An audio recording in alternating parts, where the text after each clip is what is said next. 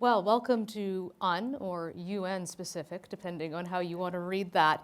Aging Institutions, Modern Solutions, something that we've been talking about throughout this conference, has been how institutions are changing. I'm Mercedes Stephenson, I'm your moderator. I am the Bureau Chief at Global News in Ottawa, covering Parliament Hill, and I host our Sunday morning political program called The West Block. I'm going to give a quick introduction of our panelists and then get the conversation started. I'm sure you know most of them. Ms. Rose Gottemoeller, she is the Deputy Secretary General of NATO. Previous to that, she was the Undersecretary for Arms Control and International Security at the State Department. She has held various high-level positions at think tanks, studied at major international strategic studies programs, and been involved quite seriously in a number of arms control treaties that are critical to our international security. Ambassador Veronique Roger-Lacan is the Ambassador and Permanent Representative of France to the Organization for Security and Cooperation in Europe. She has a fascinating and very relevant background, particularly when we're talking about these institutions functioning in places like Africa.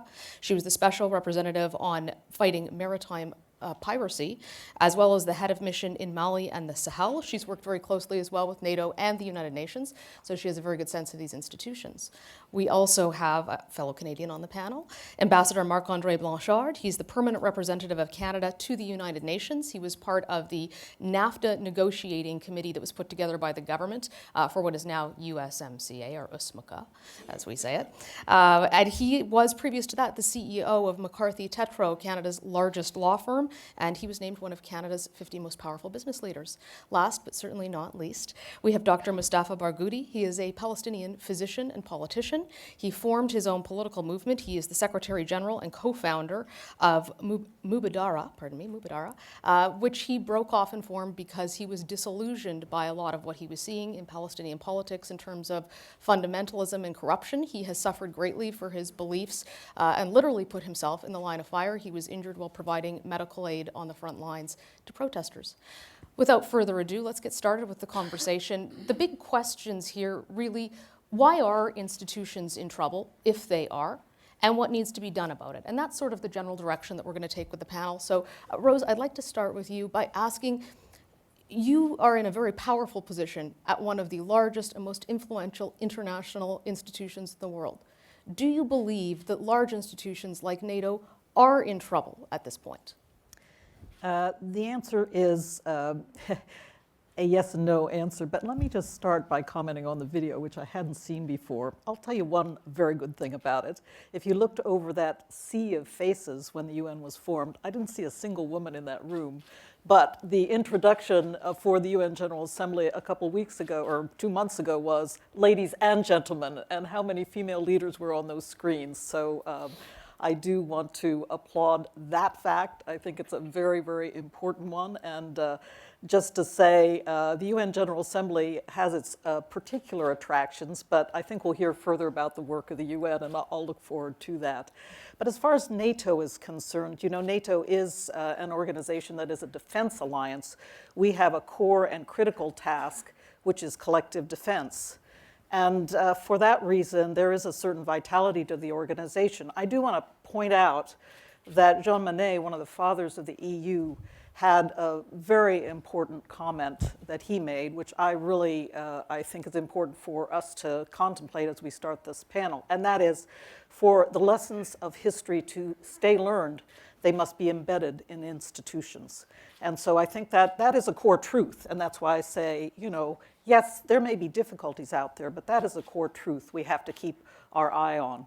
And as far as NATO is concerned, NATO stays vital because of its critical collective defense mission and the fact that we have to adapt over time to be effective at implementing that mission. To talk about how we adapt, I'll just raise two examples for you from our recent big exercise, Trident Juncture, up in northern Norway. In that case, we adapted in two ways, I would say, that are very important. One is we are incorporating into the alliance new members. Since NATO was formed, now we are up to 29 members. And it's been a very important expansion since the close of the Cold War and brought, I would argue, security and stability to across Europe, to Central and Eastern Europe as well. But that means incorporating new members in big new collective defense efforts. And I think Trident Juncture showed very well how we are doing that. We had, for example, German tanks moving on Polish and Dutch transporters across Norway, and all of this was organized by Bulgarian statisticians. So it's just an example of how new members are being brought into the critical work of collective defense in the alliance. The other big area is new technology. And I went up to the DV Day up in Trondheim and saw with my own eyes how we're using additive manufacturing in the field to manufacture spare parts for equipment and vehicles. So those are just two examples of how NATO is adapting, but you have to adapt if you're going to remain a vital institution. And I'll see how my fellow panelists comment on that matter. Marc-André, I'd like to go to you next, because you don't have a lifelong experience as a diplomat, which gives you a bit of a different perspective when you're somewhere like the United Nations. Coming in and watching how the UN functions with your business background, what are your thoughts on, is the UN in particular in trouble? So when you arrive at the UN and you come from the private sector and you find out that it takes 12 months to buy something and 14 months to hire someone, then you say, oh my God, this is so inefficient. That's the bad side. But then after 2 years and a half, you look at actually I'm more convinced than ever of the relevance of the UN. And I'm actually a believer that the UN is doing its job to a large extent. And I know I may be in the minority in some quarters, but I actually believe when you look at it, you know, we put on the lap of the UN the worst problems of humanity. And so no wonder why it's so difficult. And the UN, after all, it's the member states interacting together. And so it's only as good as the member states are acting together. And then you look at the problems we're facing now. Like, what are the problems we're facing now? The biggest issues we're facing now: climate change, and the migration crisis, and the youth bulge in Africa, cybersecurity. So all of these issues cannot be resolved unilaterally or bilaterally or in subsets or anything. You need a place where you all come together. And it's tough coming together in such a diversity of interest and regions and countries and all of that. And that's what makes it so tough. And of course, the current, there's a big shift at the moment in some of the position taken by some of the leaders at the UN. And that creates some uncertainties and some difficult moments. But I actually, after 2 years and a half there, I actually believe it's quite efficient in some ways. Look, we in 2016, two great framework came out of the UN kind of sphere. The Agenda 2030, which is a fantastic blueprint for the planet. And the second one is the issue of the Paris Agreement. And so we tend to when we talk about the UN, we talk about Syria, or we talk about some other issues, Yemen, or the difficult crisis. Of course.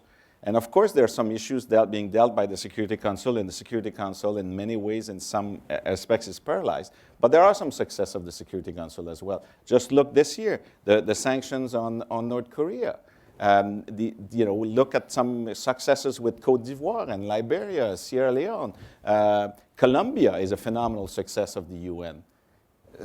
And so it's easy to judge by looking at some of the crises, and then when you look at what it can do, I find that what amazes me coming from the private sector is that actually that convening works, and convening has a big impact. And it's the most inclusive. One of the problems we have in this world is the lack of inclusiveness. It's the inequalities. And actually at the UN, better than any other forum, it's the only inclusive forum where everybody's at the table. Of course, there's different status, and because of the Security Council and stuff, but generally speaking, that's why we need to work all together to make this place a better place and more efficient and very relevant and fit for purpose for the challenges that are facing. Veronique, I'd like to go to you next, because you're in Europe, and it's somewhere where you're seeing so many of the tensions that are playing on these international institutions. The discussion, for example, between Germany and France about a real European army, which people are questioning whether or not that would be competition for NATO, Brexit, leaving the European Union, all of these questions about how Europe both comes together and whether the traditional institutions you've had can survive. Can you tell us a little bit about the perspective from your position on where the pressures are on these organizations and if you agree that they're likely to survive and important? Yeah, thank you. I'd like to make a distinction. The OSCE, Organization for Security and Cooperation in Europe, cooperates with the EU, but doesn't replace the EU at all. And you mentioned the European Army, the discussions between President Macron and Chancellor Merkel. Maybe one clarification on that, because there has been lots of controversy on this idea of a European army. Let's be clear. Europeans taking their own responsibilities, becoming strategically autonomous, is not an act of aggression against NATO or against the United States of America. It is Europeans wanting to become a true contributor to collective defense in NATO, but also in the whole world, a true contributor to peace and stability in the world. And there should be no controversy. On the contrary, leaders who hear those types of words should say, well, they are taking their responsibility. Great, I'm going to work with them. So that's a word on this issue of European army and European strategic autonomy. On the Organization for Security and Cooperation in Europe, it's a Cold War baby. It was an organization designed to install a dialogue between the so-called East and the so-called West. And we are still there, and we are still discussing. And I would like to quote Vladimir Putin in 2014, who said in Valdai, either we change the rules or there will be no rules anymore. But now, in the Permanent Council every Thursday, we sit with our dear Russian delegation and many other delegations, and we see that the way they challenge us is not by changing rules. They, on the contrary, use the rules that we in the so-called West claim to apply, and they want also to apply them to us in a way. So when we say, for example, there is no freedom of press in Russia, then they will say, there is no freedom of press in the US, there is no freedom of press in France. Sputnik and Russia Today have not been allowed in the Élysée. So France is challenging the freedom of the media. So this is why it's a very lively use of principles and commitments of international public law. And this is the reason why I would say, that they are not aging institutions. On the contrary, we have been able to build international public law for all those years, and it's a solid body of legislation that we're all using, proud to use, and that we will continue to use. Mustafa, you have a very different perspective on this because you've lived and worked somewhere that has struggled to be recognized by some of these international institutions to receive aid. Do you agree with what you're hearing from your fellow panelists? I will start with something I found in the most recent Global Threat Index, that regardless of the failures of the UN in doing things, actually that index is showing that people consider the UN as the most positive national organization with 72% approval. That means, yes, it has a very important role. But I think if you want to look at why it's failing, especially when it comes to very serious crises like the one we have in Palestine and Israel, I think one has to notice several factors. Probably I managed to identify 6 of them. I will mention as much as I can quickly. First, I think one major problem is a global phenomena, which we have been witnessing during the last years, which is a constant and repeated violation of international law and international resolutions and international humanitarian law. And I think it's very risky because when we look at the world today, you feel that there is some sort of agreement, maybe some between not only big countries, but also small countries, to marginalize human rights and democratic values, and for the sake of pure national interest. in a way, I look at the world and feel as if we are regressing, as if there is regression back to the values of the 19th century. That is a dangerous development. The second point is that I believe that one of the things that weakens UN as an institution and many international structures as well is the double standard. For instance, frequently I come across description of the occupation of Ukraine, but no mentioning of the occupation of Palestine. I mean, there is imbalance here, and this double standard makes people suspicious, of course. A third point is that while we live in an unprecedented level of communication and economic globalization, we see, as was mentioned in this forum many times, an increasing amount of isolationism and political populism. What worries us is that these phenomena are appearing a lot in the United States and in many countries in Europe. And of course, you have witnessed yourself examples of violation of trade agreements, of agreements on disarmament, on control of global warming. That is risky because that means that the UN is incapable of continuing to implement what it has even agreed about. My fourth point is that the UN seems to be lacking executive structures or instruments to implement its own resolutions. As a Palestinian, I can mention what I know, which is that there has been 705 General Assembly resolutions about Palestinian issue, and no less than 86 United Nations Security Council resolutions that were never implemented. Huge amount of resolutions that were never implemented, although some of them affect very dangerous and very sensitive issues like Jerusalem or the issue of illegal settlements. My final point is that I believe we live in a situation of inconsistency, and there is a phenomena also which I think UN should deal with because it hasn't developed the instruments to deal with that, and that is the fact that there is a shift of power.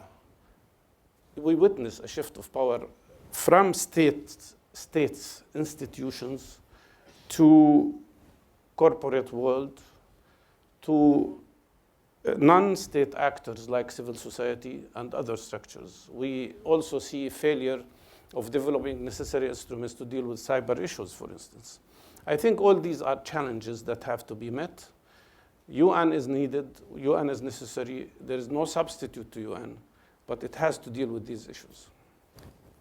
There have been tremendous challenges, and you mentioned a few of them. Technology. So people no longer have to rely on their governments to talk to people in other countries for them. You can connect like that.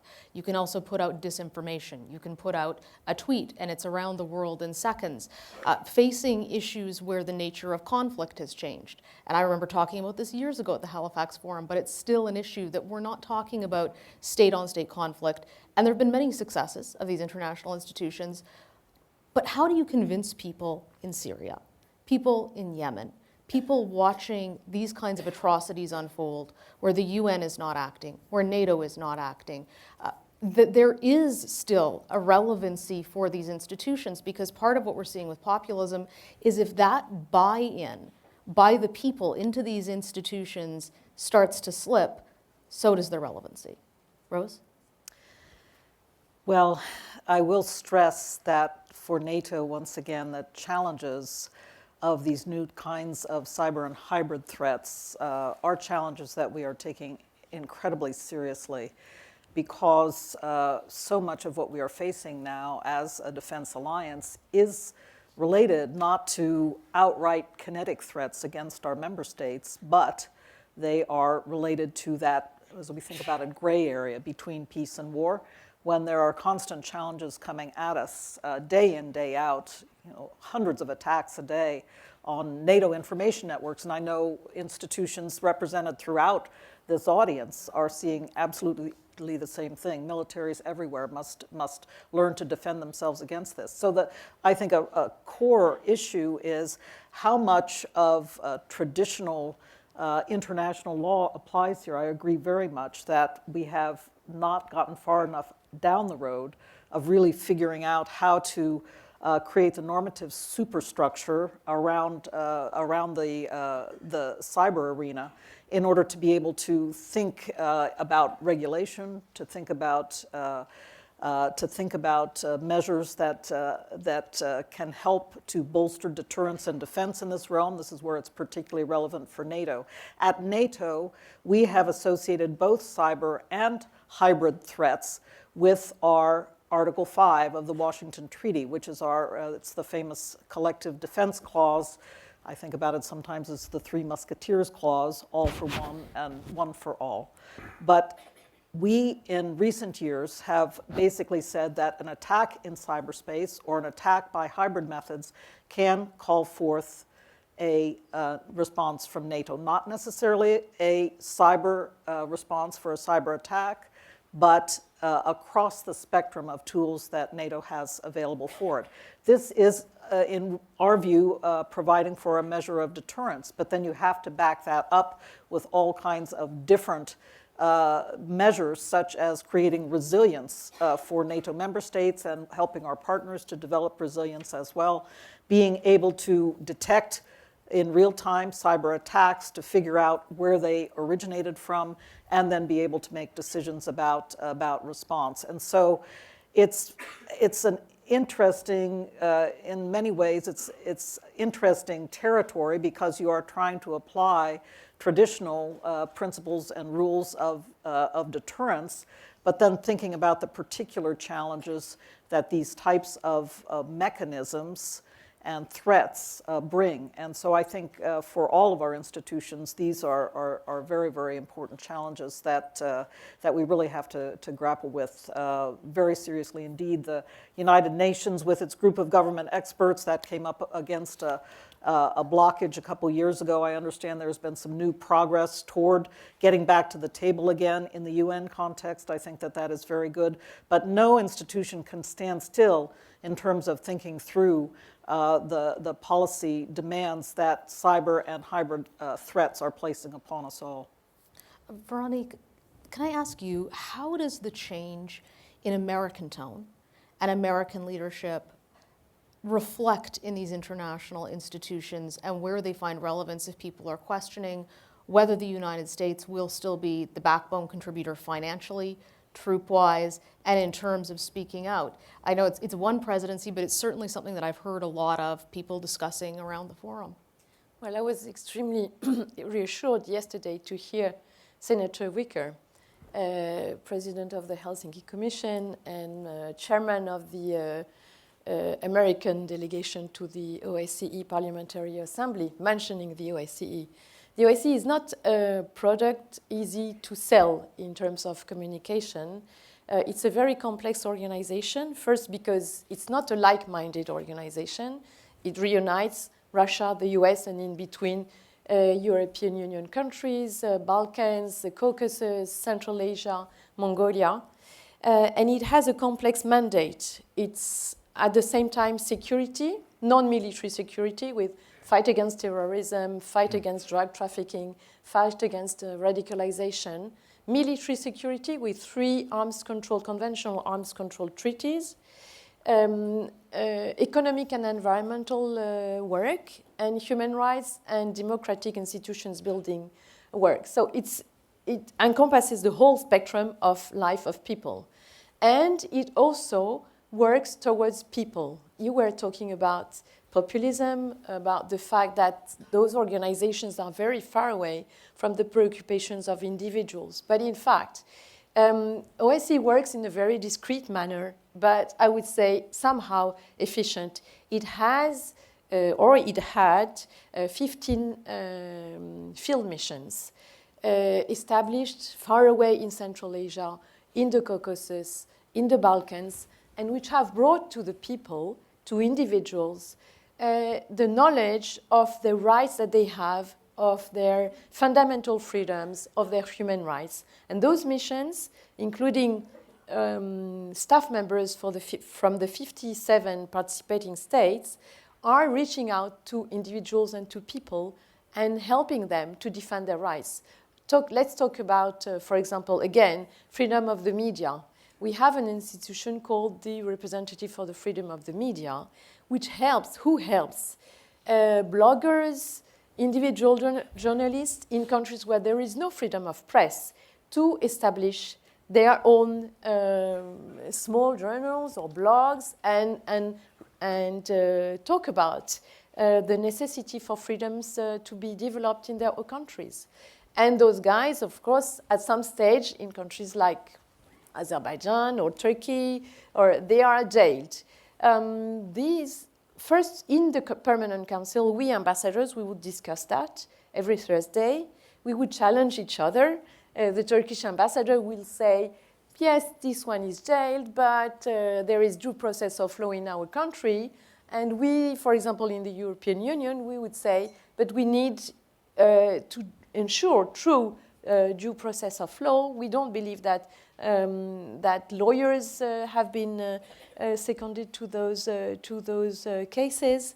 And we would also try and make sure that, for example, those journalists are freed from jail if they are. So I'm just giving some examples to tell you that OSCE is still useful, although it is very much challenged. Very innovative solutions and forward-looking.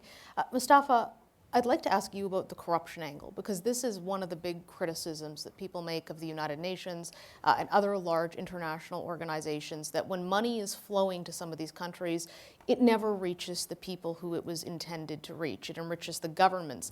And there's questions about how do you move forward, and can these big institutions move forward if that's not addressed? And it's obviously very difficult to do, or it would have been done by now.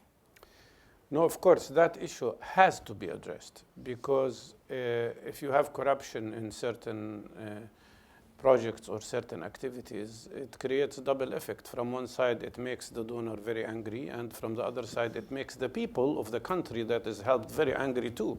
And they create very wrong and very negative images about even the donor itself, or the UN institution in this case.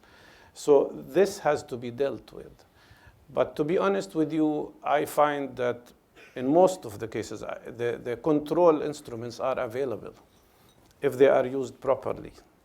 And the control instruments can allow you to be 100%, especially at this time of development of cyber instruments and so on. It allows you to be 100% sure that things are going very well, or at least 90% sure.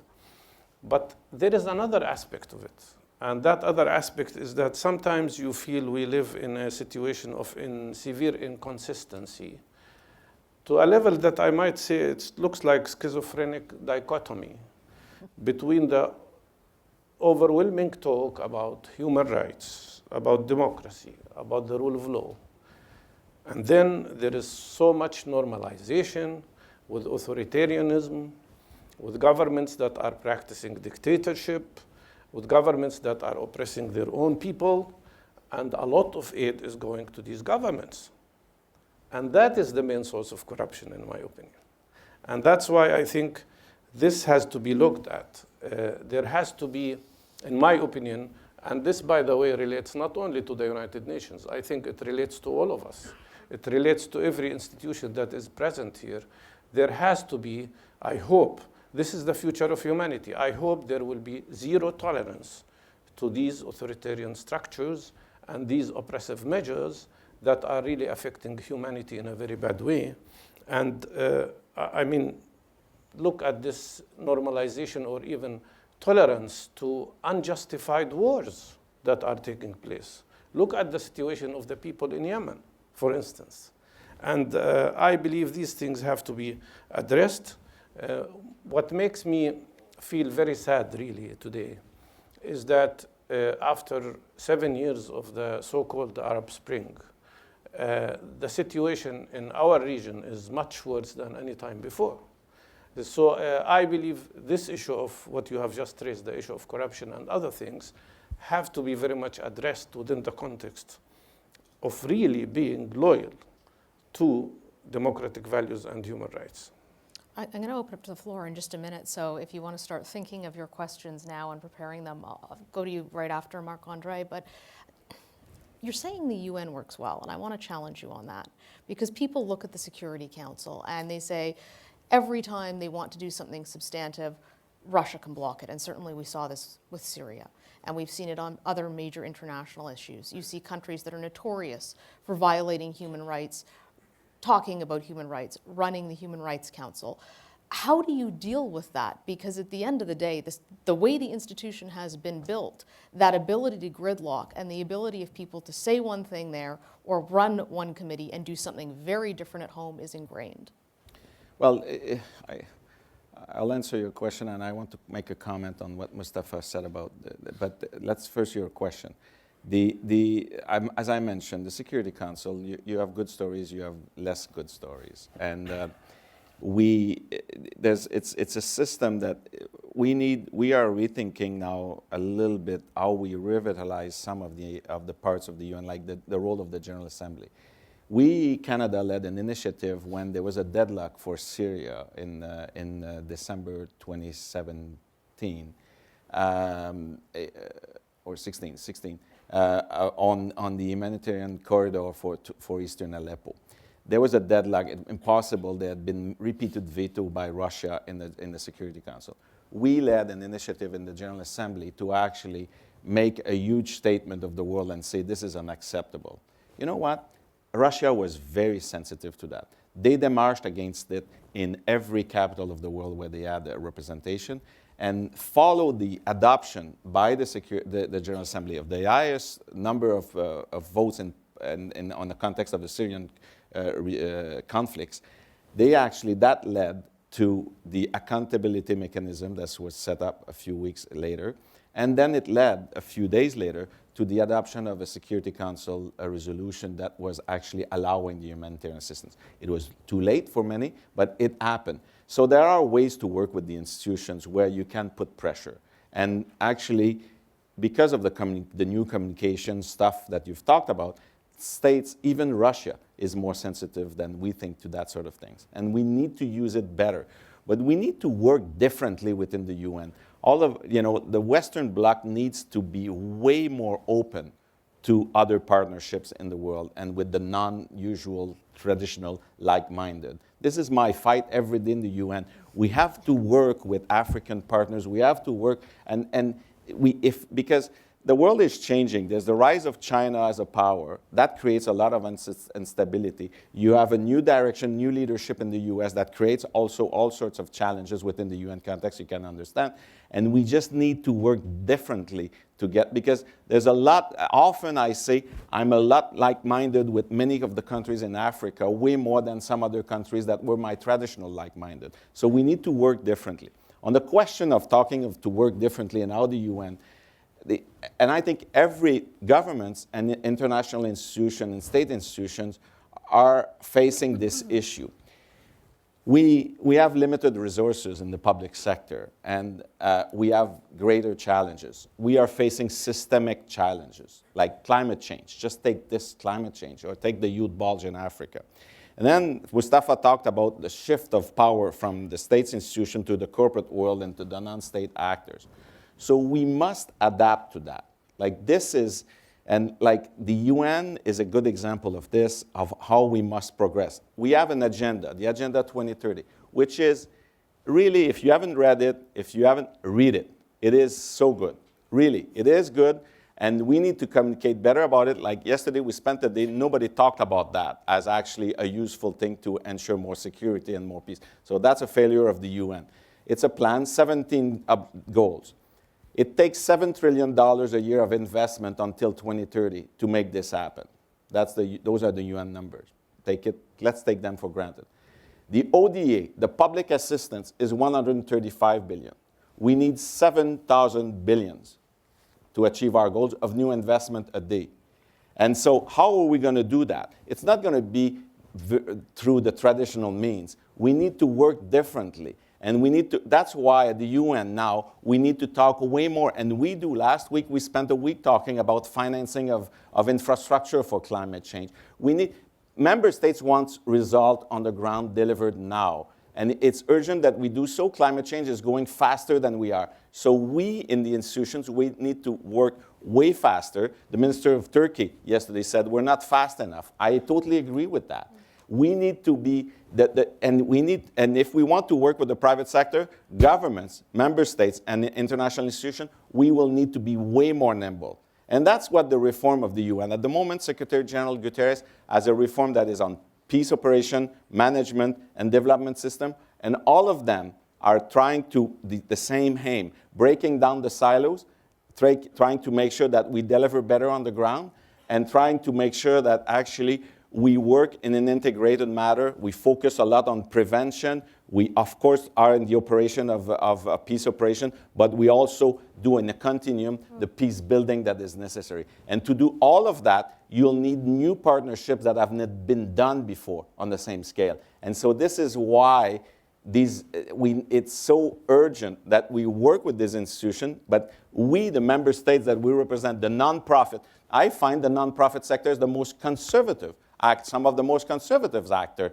and they are actually just maintaining the status quo. They need to evolve. We need to, things that we're in uncharted territory, and what was unthinkable before needs to be thinkable, and we need to move on with that. And that means Defense Department working with International Development Department, with Finance Department. That has never been done, and we need to do that. I'm going to stop you there just because it's fascinating, and I hope you'll talk more about it, but I do want to give our audience a chance to get in as well. If you have a question, yes. First person I saw right back there, sir, in the glasses, behind the camera. Yep. Thank you very much. My name is Michael Cole. I'm Canadian, but I've been working in Taiwan for 13 years. My question is for Mr. Blanchard. Merci beaucoup pour votre présentation.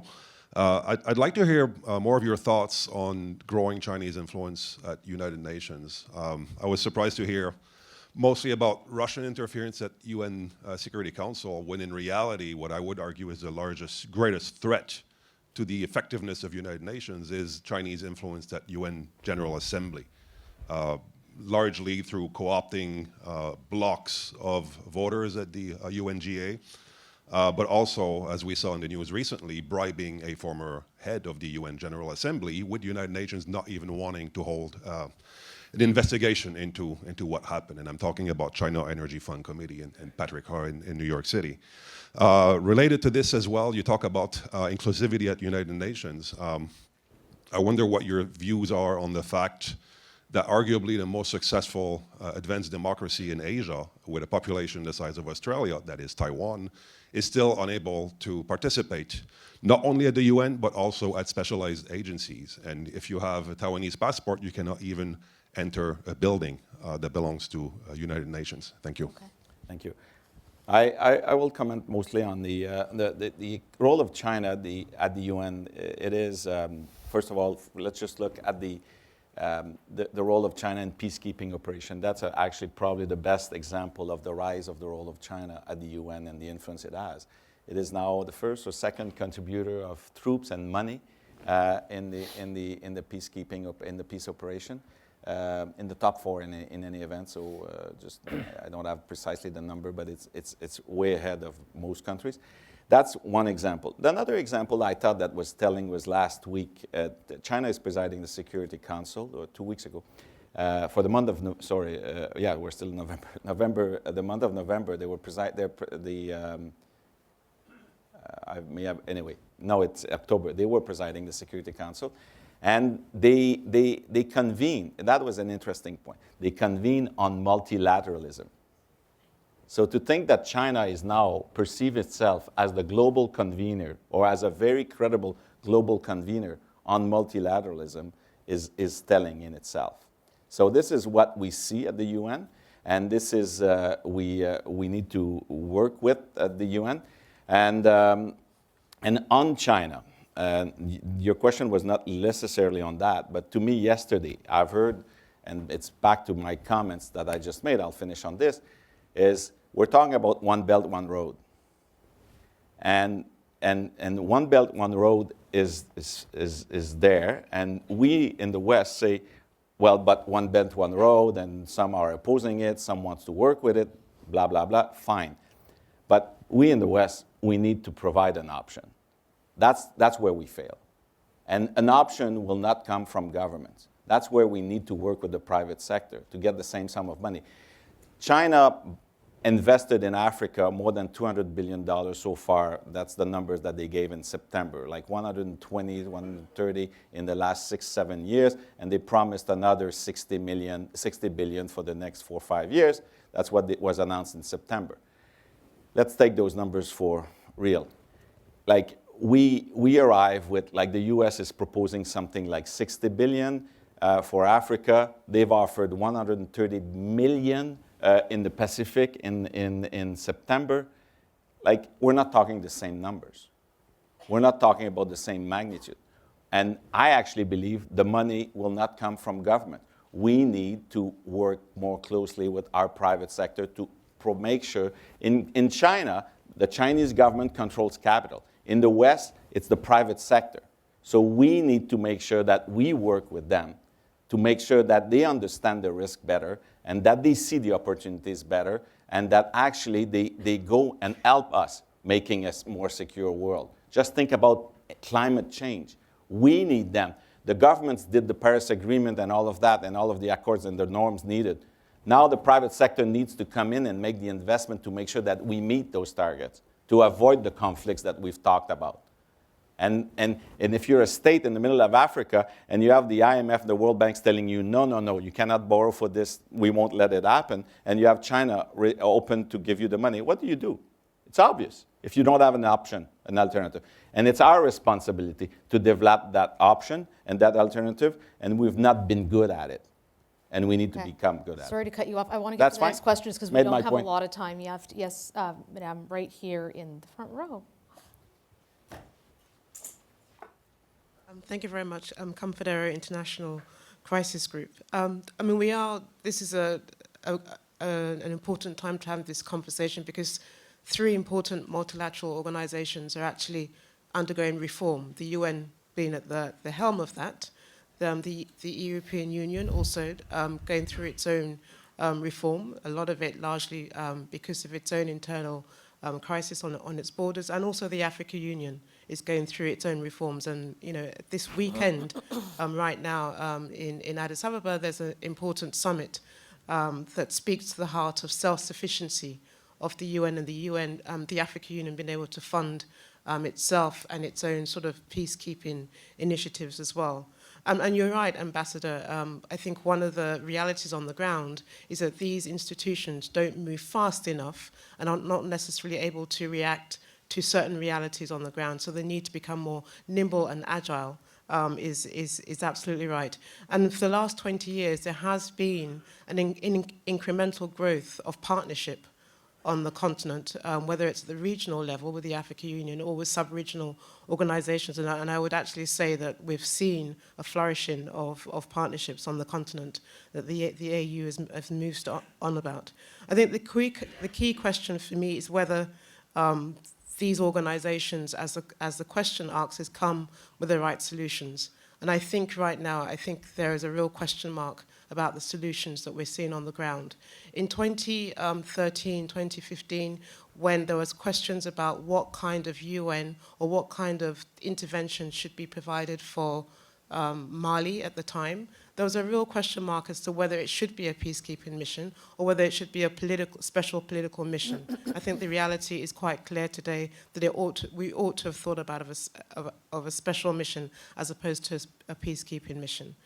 The other question, and also because this is a mission taking place in the midst of counterterrorism, is it appropriate to have had a peacekeeping mission in Mali?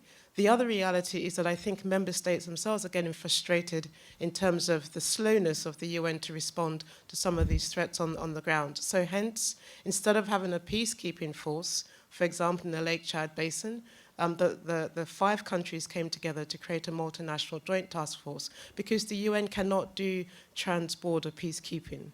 Also, out of a frustration because of what is happening in Mali and what is happening in the Sahel, instead of turning to the UN, we create a G5 Sahel force. Again, because there are question marks to the legitimacy of the so-called solution to dealing with these questions. So I think we need to review the solutions that that we're providing to these crises on the continent. The other one is AMISOM. You license an effective war machinery to fight in Somalia because you have no faith in peacekeeping as an instrument going forward. And I think my last final point is, we talk about the aging institution. Is it the institution itself that is aging, or is it or should we be more specific that it's the P5 member states themselves? Is that a legitimate chamber going forward? Should we limit ourselves just to the P5? What about Japan? What about Germany? What about Canada? These are strong member states who are paying their dues to the UN. So should the chamber remain limited to the P5, or should we reform the Security Council Okay, I chamber? have a chance to, Veronique, because you've spent so much time in Mali. Yeah, I will not answer on Mali, if I may, because it's not my job anymore. But I would like to answer on the missions, on the field missions, and on what the OSCE is doing in Ukraine. Of course, you can take the downside of the work that we do. It's an observer mission, 800 people who've been in the field since 2014. And who are observing the ceasefire and observing the withdrawal of heavy weapons. People can say the ceasefire is not there, and heavy weapons have not been withdrawn. But still, this mission negotiates every day a ceasefire, and every day manages to lesser the number of casualties, the number of displaced people. And the fact that this mission is in the field, is there, prevents the conflict from being a true, open, super hot conflict. It is not something really calm, but if this mission was not there, the conflict would be really terrible. It's a mission which the OSCE has been able to develop and to launch. The UN would not have been able to develop this, to launch this mission, because in the Security Council, Russia would have opposed it, and Russia would still oppose what the Ukrainians want, which would be a UN peacekeeping mission in Ukraine. But we have this field mission, and those instruments that we have, we should not throw them away. We have to look at their merits and to look at what they are doing. I think we have time for another question. Take one from the very back there. Thank you. My name is Farah Muslimi, and I'm from Yemen, a country a victim of the United Nations peace agreements. But I have a few questions. First, what happens also, you're talking about China and Russia when they undermine peace process by the UN, which happens all the time by the P5. What happens also in the US and UK, does it? On Yemen's war, war holder was not actually the Russian or the Chinese, it was the United Kingdom. And the US sponsored the war in Yemen. So how do we do with that? Two, how do we, problem sometimes, the UN have underestimated itself, by itself. Last year or 2 years ago, the Ban Ki-moon, the former Secretary General, put Saudi on the list of child killer, something like that. And they removed it 24 hours later. He said, I was bullied for money.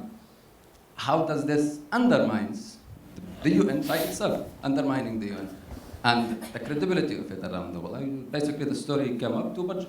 He said the Saudis told me we will withdraw our support for UNRWA, so I put them out of the list, as blunt as that, which terrifies me as someone looking for a world multicultural, multi-institutions. And finally, I'm still looking for an example, recent, where the UN solved the war. Most of the major agreements, whether FARC or TAIF, were not even, the UN was not even succeed. And I'm wondering if the type of conflicts we're facing today around the world are the types that the UN can no more actually solve. And maybe we shouldn't ask it to solve it. Thank you, sir. Sorry, I've just so we have time for responses. You want to take more questions? Yeah, because what was the question? I didn't get it, sorry. No, I think the question I was, would like to comment a little bit. I think what was just mentioned refers exactly to what we've spoken about in relationship to this situation of dichotomy that has to be dealt with. But I was very glad that the ambassador spoke about the 17 goals of Sustainable Development Goals, which I think should be paid attention to. Because at the end of the day, when we speak about security, and everybody in this room is concerned mainly with security issues, we have to recognize we live in one world. It's one world. It's so connected more than any time before. And I will give you one example of how one has to deal with. I mean, we all know that we have witnessed a communication revolution. We have witnessed information revolution worldwide. Social media is a very powerful instrument. And I always tell people, look at the youth. The youth represent, basically, if you include also children, 40% of the population of the world. The difference today from the past is that anybody in Mali or Senegal or Yemen or anywhere in the world knows what they are missing because they know through the social media how other countries live. And that's why I think we live in this one world. I mean, it's redundant to say that it takes only $12 million to solve the problem of water pollution worldwide. You can provide healthy water to everybody with just $12 billion. I mean, if we look at the world as one, if we accept the fact we have a global system, and if we look at the fact that there is a very serious problem with wealth distribution, if we take all of that in consideration, I think we will be dealing with the roots of security problems worldwide. Rose? I think the question is a tough one. You know, point to an example where the UN per se has solved a conflict. And you raised the example of the FARC, but I was just thinking about how actually in that case, yes, indeed, it was a long process of negotiation, and it was a negotiation where a number of players were involved from the United States of America, Colombia, of course, very much taking the lead in the negotiations, the Vatican helping to facilitate, Cuba helping to facilitate, all of these actors coming together. But at the end of the day, it was the UN, in many ways, provided some of the glue to hold the deal together. And I'm thinking particularly about the pledging conference that I attended in September of 2014 to deal with the problem of unexploded ordnance. And that was held on the margins of the UN General Assembly, very much under the aegis of the UN. So I don't think we can think about the UN oftentimes as having an exclusive role in resolution of a conflict, but often it is an inherent and important part of the solution to the conflict. Well, that takes us to our time, believe it or not. It goes by very quickly. But I want to thank all of our panelists for their thoughts, and a very difficult challenge ahead of us, certainly also a very important one when you talk about the values that people here are trying to protect. And thank you to our audience for your questions and for listening. Thank you.